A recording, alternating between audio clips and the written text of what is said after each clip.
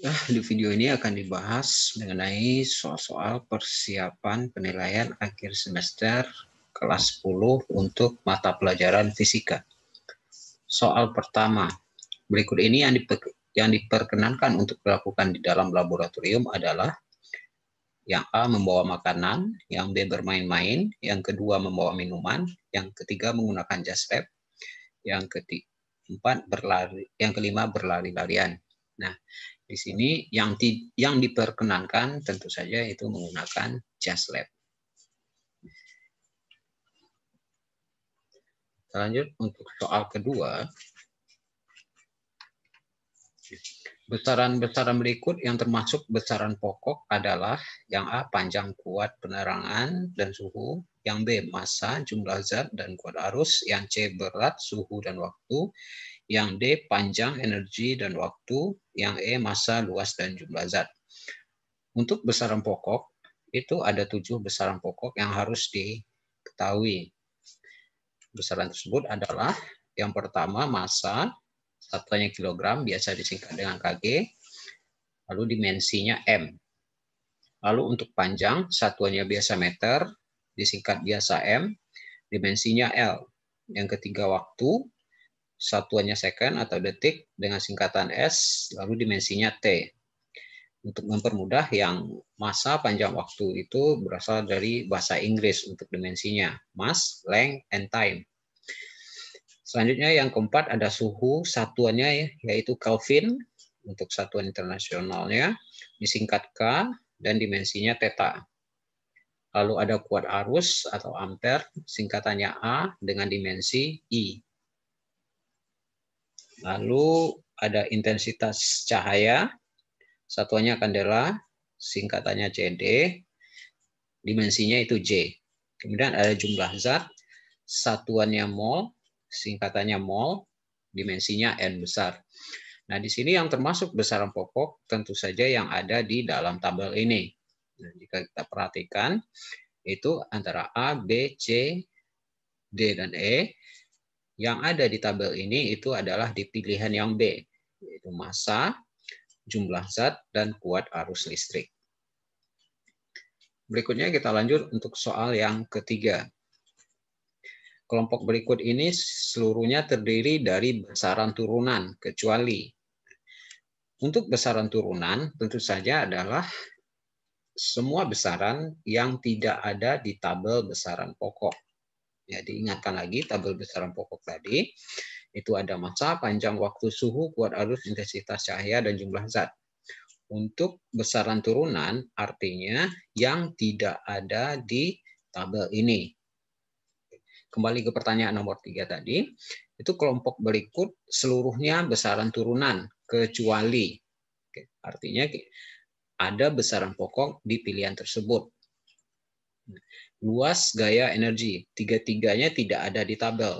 Artinya semua kelompok ini adalah besaran turunan.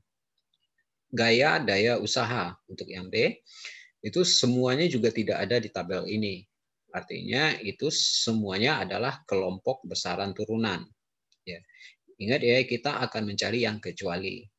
Nah, sementara yang ada kecualinya itu di pilihan yang C, usaha, kuat arus, percepatan. Jadi pengecualiannya tersebut ada pada kuat arus. Untuk di bawah, yang D dan E, semua besaran dalam kelompok tersebut tidak ada di tabel besaran pokok. Dengan kata lain, semuanya itu adalah besaran turunan. Next, untuk soal yang keempat. Pada pengukuran panjang benda, didapat hasil pengukuran 0,04070 meter. Hasil pengukuran tersebut memiliki angka penting sejumlah titik-titik angka penting. Untuk aturan penulisan angka penting, berikut aturannya ada 6 yang harus diingat. Semua angka yang bukan 0 adalah angka penting. Contohnya 43,567 itu terdiri dari 5 angka penting. Kemudian semua angka 0 yang terletak di antara angka bukan 0 adalah angka penting. 36.2004. Ada angka nolnya 3, tapi berada di antara angka bukan 0. Nah, itu dimasukkan sebagai angka penting. Jadi untuk yang nomor 2 itu penulisannya ada 9 angka penting. Yang ketiga, semua angka 0 yang terletak di belakang angka bukan 0 yang terakhir, tetapi terletak di depan tanda desimal adalah angka penting. Maksudnya, angka 0 setelah koma itu dianggap angka penting. Contohnya 49,00 terdiri dari 4 angka penting. Ada angka 4, angka 9, 0 dan 0 di belakang tersebut dianggap angka penting. Yang keempat, angka 0 yang terletak di belakang angka bukan 0 yang terakhir dan di belakang tanda desimal adalah angka penting. Ya, hampir sama dengan yang ketiga, berarti angka 0 setelah bilangan berkoma itu dianggap angka penting. 89,5 triple kuartil 0. Jadi ada 7 angka penting untuk yang nomor 4. Yang kelima aturannya, angka 0 yang terletak di belakang angka bukan 0 yang terakhir tidak dengan tanda desimal bukan angka penting. Kalau bukan bilangan desimal, angka 0 yang paling belakang itu dianggap bukan angka penting. Contohnya 3.500.000. Berarti di sana cuma ada 2 angka penting, yaitunya angka 3 dan angka 5. Kemudian angka 0 yang terletak di depan angka bukan 0. Yang pertama adalah angka tidak penting. Nah, beda kalau bilangan desimalnya di depannya itu adalah 0. Ya. Di sini contohnya 0,0000112. Nah, yang angka pentingnya cuma angka 1, 1, 2. Angka 0 sebelum koma dianggap angka tidak penting. Kecuali di depan koma itu, ya di kiri koma itu tersebut ada bilangan. Seperti yang nomor 4. Ada angka 89 di sebelum komanya. Itu dianggap angka penting. Kalau 0,0000 sekian, berarti angka pentingnya yang sekian itu aja. Oke. Mari kita lihat di soal yang keempat. Kita punya angka 0,0407. 0. Oke. Di soal ini, nah, itu kalau kita lihat, kita ikutin aturan yang nomor 6 terlebih dahulu. Karena di depannya ada 0. Oke. Depan ini ada 0, koma. Artinya angka setelah koma, angka 0 setelah koma bukan angka penting. Ini bukan angka penting. Nah, menurut aturan berikutnya, angka setelah angka bukan 0 ketika bilangan berkoma, itu angka 0 dianggap angka penting. Maksudnya angka 0 yang terakhir, angka 0 setelah koma, dan setelah angka bukan 0. 47 ini kan bukan 0. Itu dianggap angka penting. Jadi ada 4 angka penting di sini. 4, 0, 7, 0.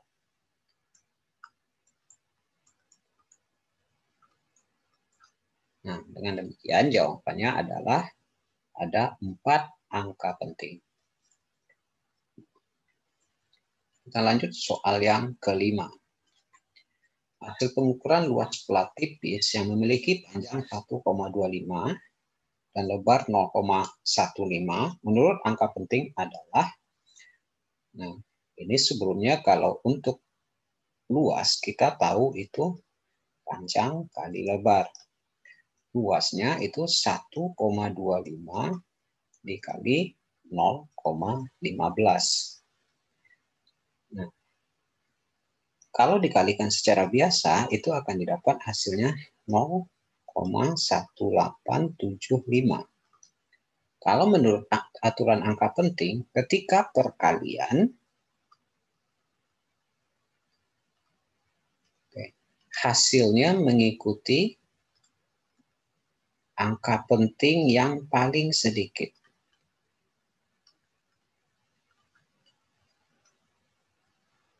Oke, jika kita lihat pada soal kita,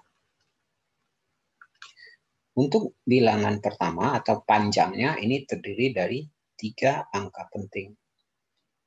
Yang kedua itu ada 2 angka penting. Di sini kita ketahui yang paling sedikit angka pentingnya adalah bagian kedua atau bagian lebarnya. Maka hasilnya harus memiliki 2 angka penting. Kalau kita masih punya 4 angka penting, maka dilakukan pembulatan. Supaya jadi 2 angka penting, ini berarti harus sampai di sini. Maka 0,18 dilakukan pembulatan, jadi 0,19. Untuk melakukan pembulatan, ketika angka di sini besar dari 5, maka angka sebelumnya ditambahin 1. Oke, jadi ditambah 1. Karena angka di sini angka 7 dan lain besar dari 5, maka angka sebelumnya, angka 8 ya, ditambahin 1. Ketika angka di sini kecil dari 5,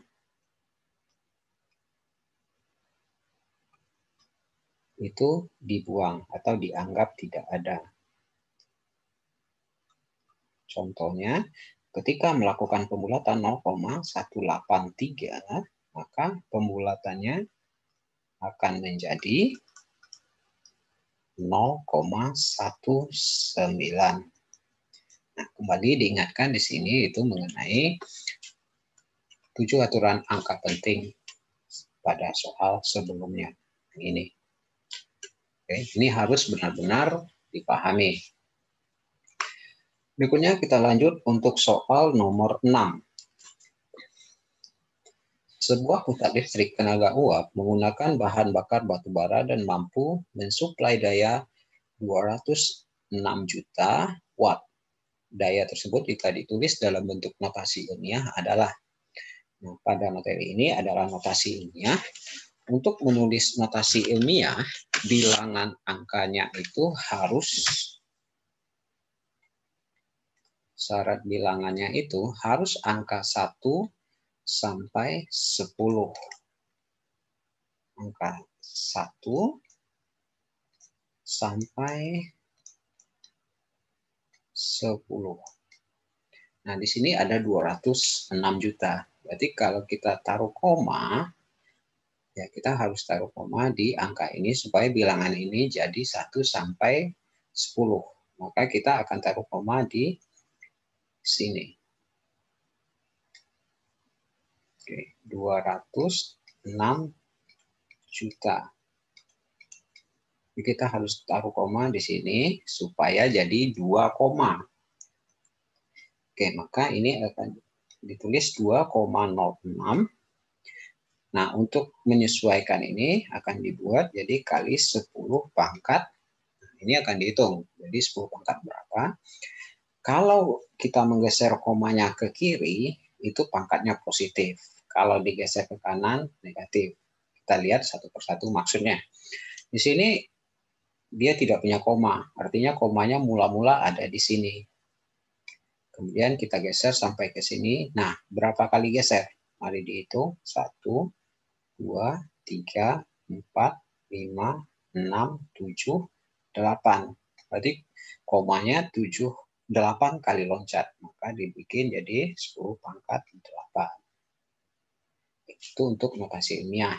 Karena arahnya ke kiri, arah loncat komanya ke kiri, ini jadinya positif. 8-nya ini 10 pangkat 8. Kita lihat contoh lain. Misalkan 0,000215. Nah, ini kita harus jadiin bilangan 1 sampai 10. Maka koma akan ditaruh di sini. Jadi 2,15 kali 10 pangkat. Nah, kita lihat pergeseran komanya. Ini komanya ada di sini, mula-mula akan bergeser 1, 2, 3, 4, 5. Bergeser 5. Karena bergeser ke kanan, maka ini jadinya negatif. Ingat ya, kalau gesernya ke kanan, negatif. Kalau ke kiri, positif. Itu aturan untuk 10 pangkatnya. Berikut soal nomor 7.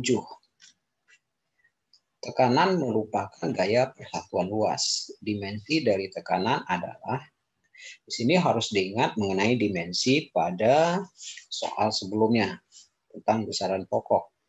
Oke, itu harus dihafalin tentang massa, dimensinya apa, panjang dimensinya apa, waktu dimensinya apa. Namun untuk sementara mungkin bisa kita setidaknya hafalin massa, panjang, dan waktu dimensinya. Dimensi panjang, ya satuannya meter, dimensinya L atau length. Massa, satuannya kilogram, dimensinya M, besar, mass. Sementara untuk waktu, satuannya detik atau second, dimensinya T, atau time.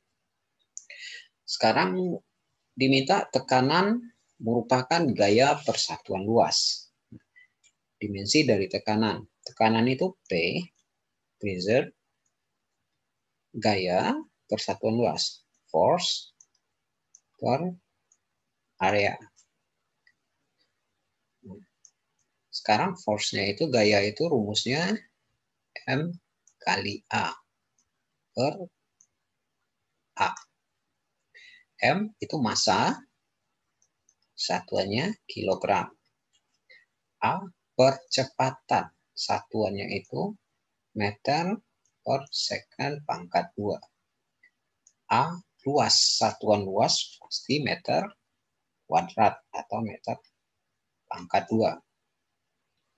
Nah, kalau kita sederhanakan jadi kilogram meter per meter kuadrat kali S kuadrat. S ini di bawah per, sekalian ke bawah per yang besar. Nah, M-nya kita coret 1. Di sisa di sini kilogram per meter S kuadrat. Nah, kita terjemahkan ke dimensinya. Kilogram dimensinya itu M. Meter dimensinya L. S second dimensinya waktu atau time. Pangkat 2. Nah, supaya ini ke atas, ingat pada matematika untuk bilangan berpangkat, jika bilangan yang sebagai penyebut untuk naik ke atas, maka pangkatnya akan jadi negatif. L ini dia pangkat 1. Nah, tidak ditulis ya. Pangkat 1 biasa tidak ditulis. Kalau kita naikkan ke atas jadi M, L pangkat min 1, T pangkat min 2. Karena T-nya naik. Artinya di sini jawabannya adalah C. Berikutnya kita lanjut untuk soal nomor 8. Di antara kelompok besaran di bawah ini yang merupakan besaran vektor. Ini pembagian besaran ada 2 juga menurut arahnya. Ada yang namanya vektor, ada yang skalar.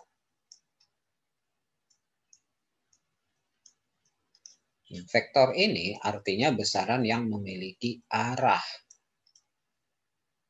Yang skalar cuma memiliki besaran. Contohnya, yang vektor itu perpindahan atau pindah. Yang besaran di sini contohnya jarak.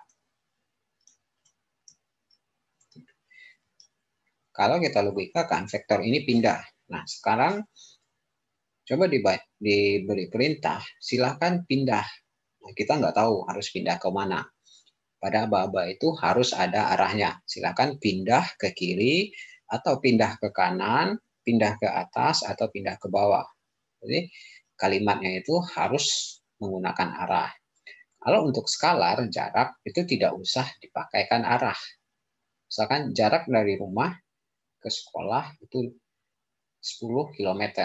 Jadi ya udah 10 km, tidak ada arahnya. Sekarang kembali ke soal kita, panjang. Nah, panjang itu ya panjang 5 meter, tidak ada 5 meter apa gitu. Jadi ini termasuk besaran skalar. Nah, untuk gaya itu termasuk besaran vektor. Percepatan itu vektor, kelajuan skalar. Kecepatan itu pasangannya kelajuan, hanya saja untuk kecepatan itu vektor, untuk berat vektor, percepatan vektor. Sebelumnya ini kita sudah tahu jawabannya adalah yang B. Karena yang diminta adalah besaran vektor. Untuk yang C, itu yang skalarnya ini, pengecualiannya, jarak. Untuk yang D, itu semuanya adalah besaran skalar. Nah, luas, berapa luasnya? 4 meter. Tidak harus ditambahin 4 meter kuadrat ke kiri atau 4 meter kuadrat ke kanan. Tidak perlu seperti itu menyatakannya.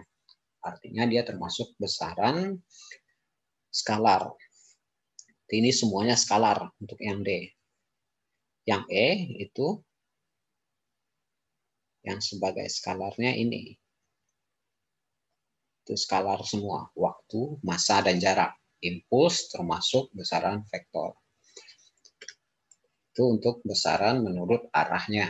Ada vektor dan ada yang skalar. Vektor harus menggunakan arah, yang skalar cuma cukup dengan besaran saja. Kita lanjut soal nomor 8.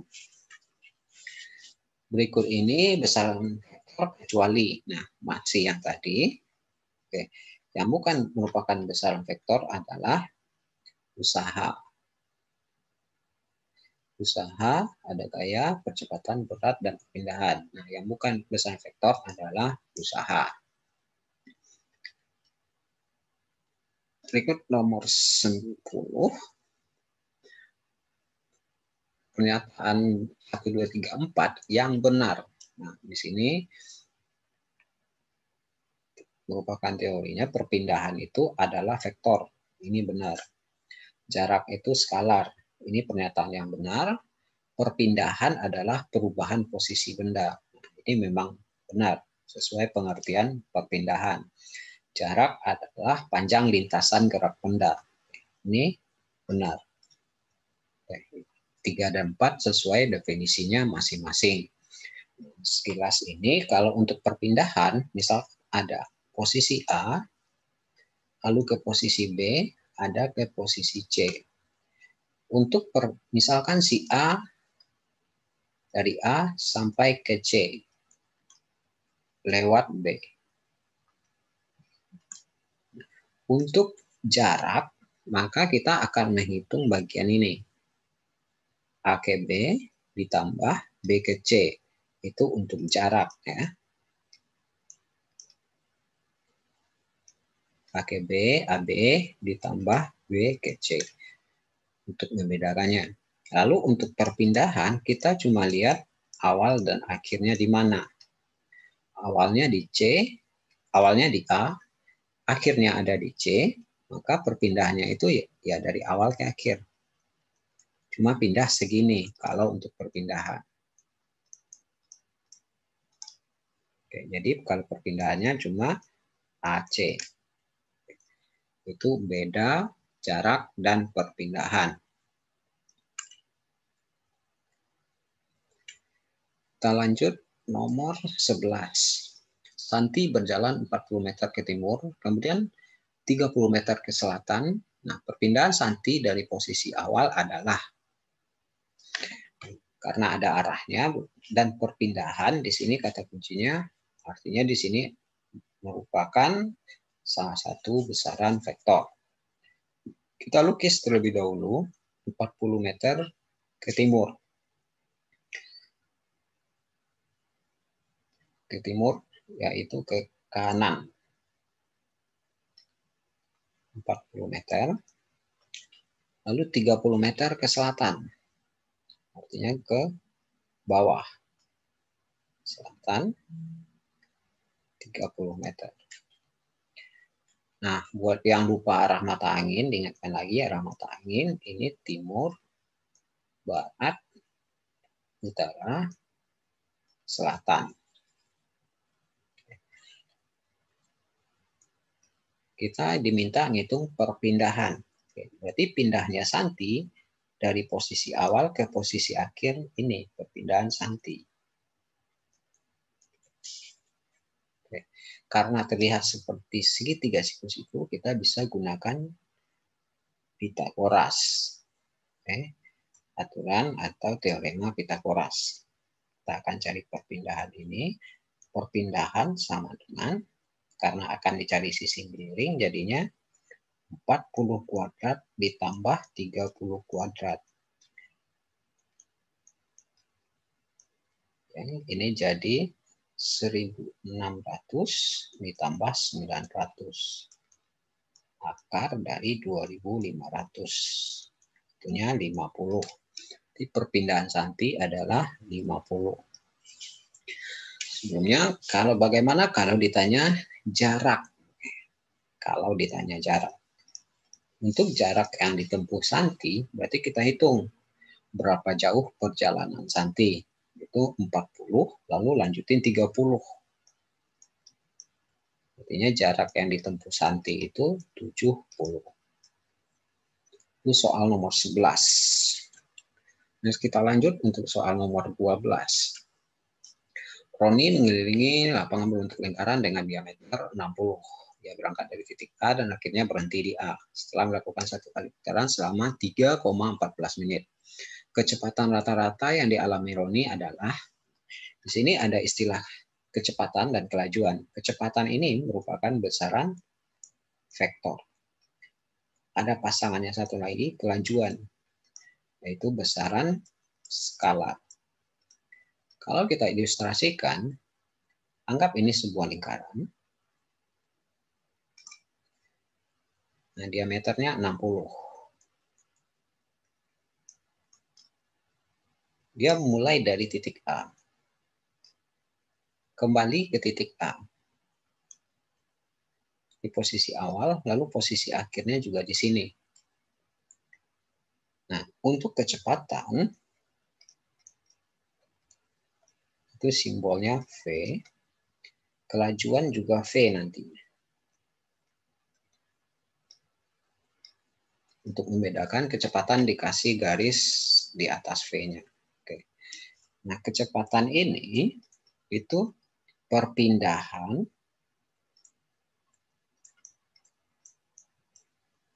dibagi waktu. Sementara kelajuan itu jarak dibagi waktu. Yang kata lain perpindahan itu S dengan tanda garis di atas T. Kalau untuk kelajuan itu juga sama S dibagi waktu. Sekarang untuk soal yang ini yang ditanyakan adalah kecepatan. Artinya perpindahan kita bagi dengan waktu. Nah, secara sederhananya si Roni itu tidak pindah karena dia kembali ke posisi awal. Dia tidak pindah sama sekali. Artinya perpindahannya itu adalah 0, waktunya 3,14 menit. Oke. Harusnya dijadiin ke detik dikali 60. Oke. Berarti 0 dibagi 3,14 kali 60 sudah pasti hasilnya 0. Artinya kecepatan rata-rata Roni itu 0. Seandainya untuk kasus lain ditanyakan kelajuan, berarti kita harus cari jarak yang ditempuh si Roni. Dia melakukan satu kali putaran, berarti dia memutar sekali, lintasannya berbentuk keliling lingkaran. Dibagi dengan waktu. Kali 60. Untuk keliling lingkaran itu Pi kali D per 3,14 kali 60 detik. Satu di sini, ini detik. Pi itu 3,14, diameternya 60 per 3,14 kali 60 detik. Ini meter. Jadi ini hasilnya 1 meter per detik. Itu untuk kelajuan. Sementara untuk kecepatan tadi adalah 0. Kita lanjut untuk soal nomor 13. Grafik S terhadap untuk benda yang bergerak lurus beraturan.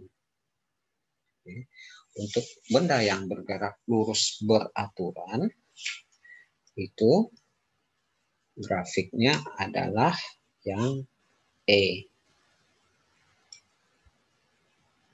Ini gerak,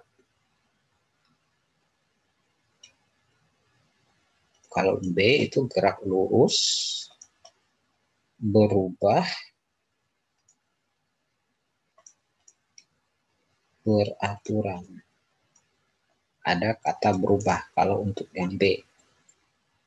Yang sementara yang E itu adalah grafik untuk benda yang bergerak lurus beraturan. Sekarang kita lanjut untuk soal yang ke-14. Ini untuk topik GLBB. Sebuah benda mula-mula dalam keadaan diam, kemudian bergerak dengan kecepatan 10 meter per second menempuh jarak 10 meter. Kecepatan benda yang dialami benda adalah. Di sini ada kata kunci, di sini mula-mula diam. Artinya, di sini kita ketahui kecepatan awal atau V0 itu 0. Kemudian bergerak dengan kecepatan 10 meter per second. Nah, ini disebut dengan kecepatan akhir. Itu 10 meter per second. Jarak yang ditempuh S itu 10 meter. Yang ditanya percepatan. Percepatan itu adalah A. Nah, kita ingat kembali ada 3 rumus untuk GLBB. Yang pertama itu VT sama dengan V0 ditambah AT. Kemudian ada VT kuadrat sama dengan V0 kuadrat ditambah 2AS. S sama dengan V0 kuadrat. V0 kali T ditambah setengah AT kuadrat. Rumus untuk GLBB 3 ini. Nah, di sini ada syarat-syaratnya. A itu bisa positif kalau dipercepat. A itu negatif kalau diperlambat. Nah, VT kecepatan akhir, keterangannya. V0 kecepatan awal. A percepatan.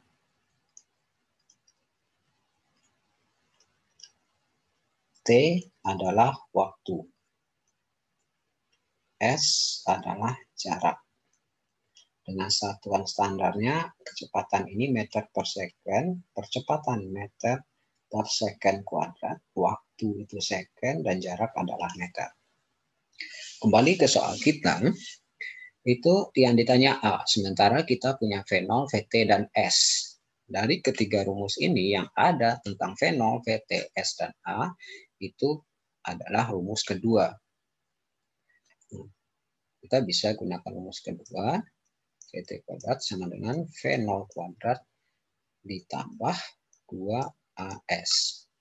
VT-nya itu 10 meter per second kuadrat, 10 per meter per second kuadrat, ditambah V0 kuadratnya 0, 2 dikali A-nya tidak tahu, S-nya itu 10.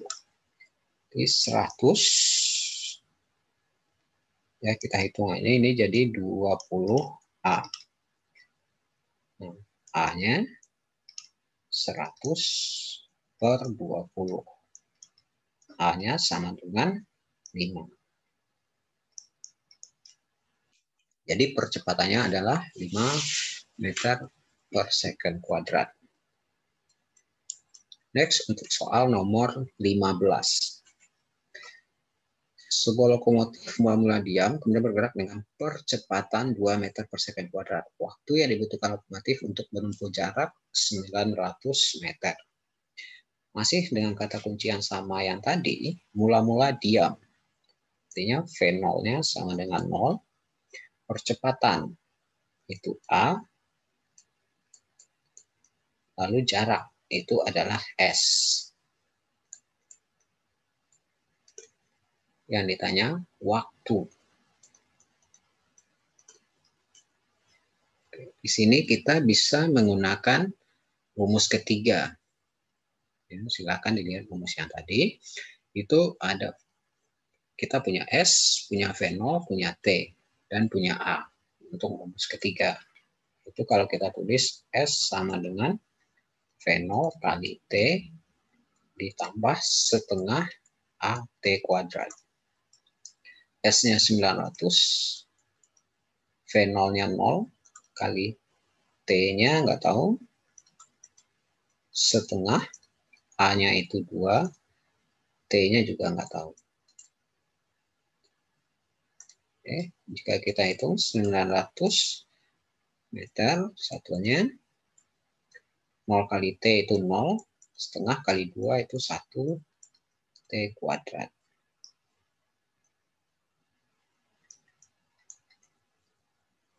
Oke, artinya ini T kuadrat 900.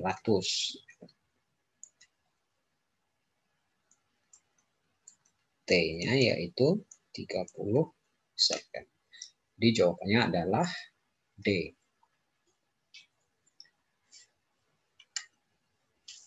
Berikutnya kita lanjutkan soal ke-16. Benda jatuh bebas adalah benda yang memiliki, untuk benda jatuh bebas itu kecepatan awalnya adalah 0. Ini benar. Percepatannya itu sama dengan percepatan gravitasi. Ini juga benar. Geraknya itu berubah beraturan. Ini juga benar. Arah percepatannya ke pusat bumi. Ya, karena pengaruh gaya gravitasi tadi, maka percepatannya ke arah pusat bumi. Ini benar. Tapi pernyataan yang benar adalah 1, 2, 3, dan 4. Lanjut soal nomor 17. Dari puncak sebuah menara setinggi 45 meter dijatuhkan bebas sebuah batu. Jika percepatan gravitasi 10 meter per second kuadrat, kecepatan batu saat menyentuh tanah. Di sini, anggap ini menara dengan ketinggian 45 meter. Lalu dijatuhkan batu. Di mana gravitasi atau percepatannya itu 10 meter per second kuadrat.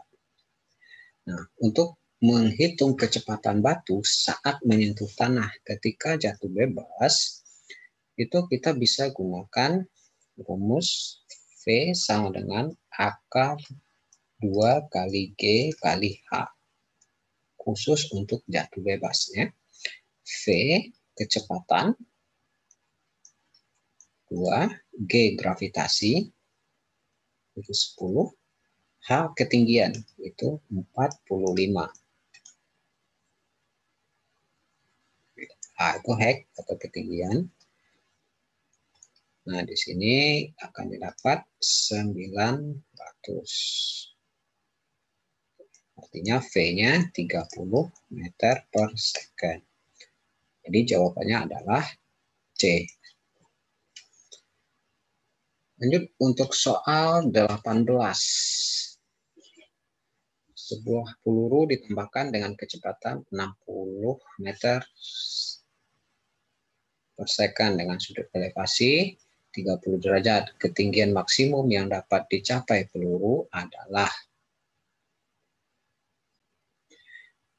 diketahui itu kecepatan ya, berarti kecepatan awalnya V0.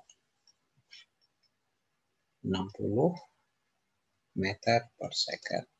Lalu sudut elevasi itu theta atau alfa, terserah simbolnya apa. Ketinggian maksimum. Untuk ketinggian maksimum kita akan hitung di sini itu V0 kuadrat dikali sin theta kuadrat dibagi 2 gravitasi. Nah, gravitasi itu kita sudah terbiasa menggunakan 10. V0-nya itu 60 dikuadratkan, karena satuannya sudah dalam SI di sini semua, kita biarkan aja satuannya terlebih dahulu. Itu sinnya 30 dikuadratkan per 2 kali gravitasi. Sin 30 itu setengah.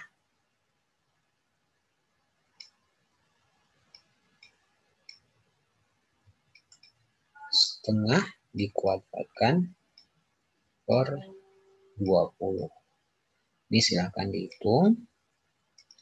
Dapat 180, setengah dikuadratkan itu 1/4. Didapat hasil akhir 45 meter. Yang harus diingat adalah rumus ketinggian maksimum. Kita lanjut untuk soal nomor 19.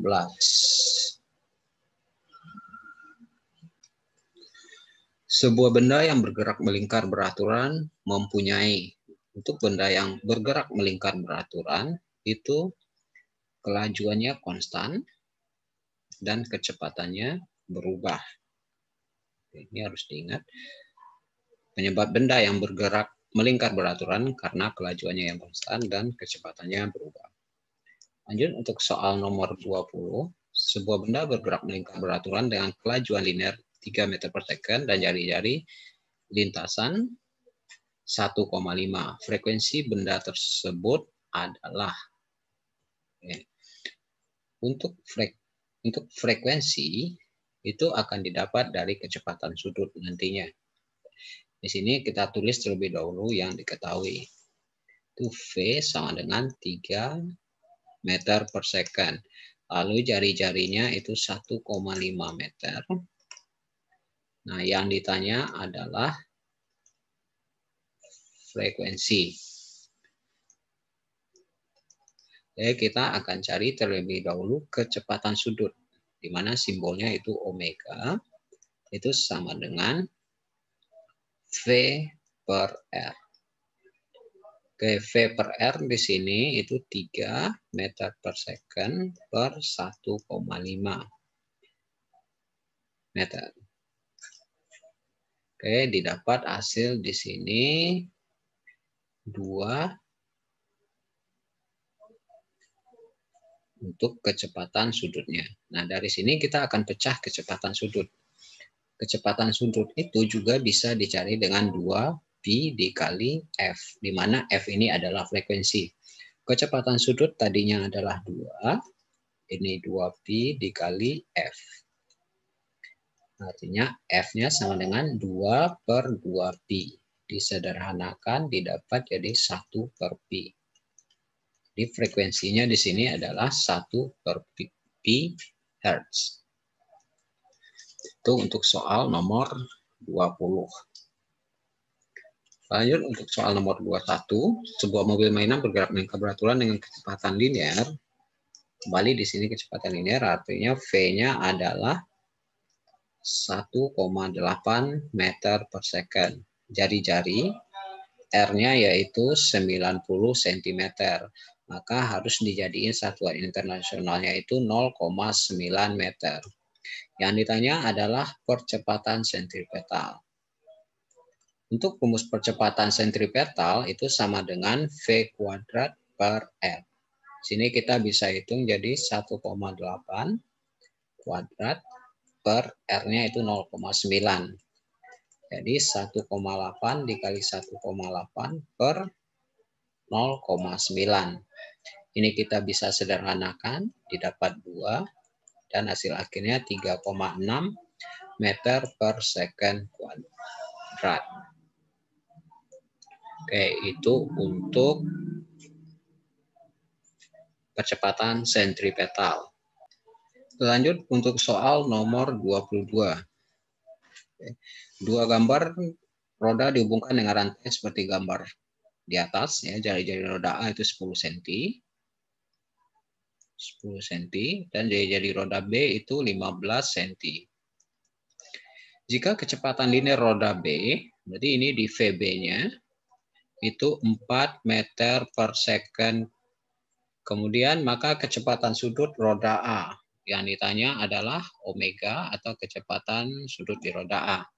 Kita ingat kembali ini mengenai hubungan dua roda. Jika rodanya bersinggungan atau rodanya dikasih tali, nah, pada kondisi ini itu V-nya sama.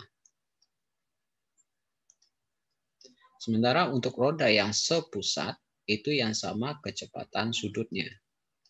Antara kecepatan sudut dan V atau kecepatan linear itu hubungannya V sama dengan omega dikali R. Untuk kasus sekarang itu roda kita diberi tali. Artinya kita akan pakai yang ini. Antara roda A dan roda B yang sama itu adalah kecepatannya.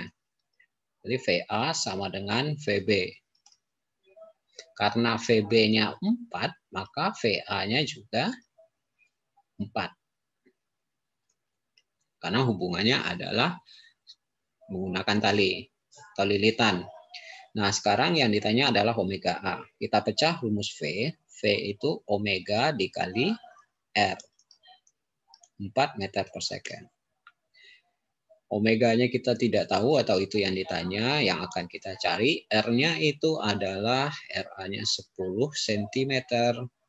Artinya di sini 0,1 meter. Ya, satuan harus satuan SI. Ini 0,1 meter. Oke. Sama dengan 4 meter per second. Jadi omeganya 4 dibagi 0,1 alias 40 radius atau putaran per second. Itulah untuk pembahasan soal latihan fisika penilaian akhir semester ganjil. Semoga bermanfaat.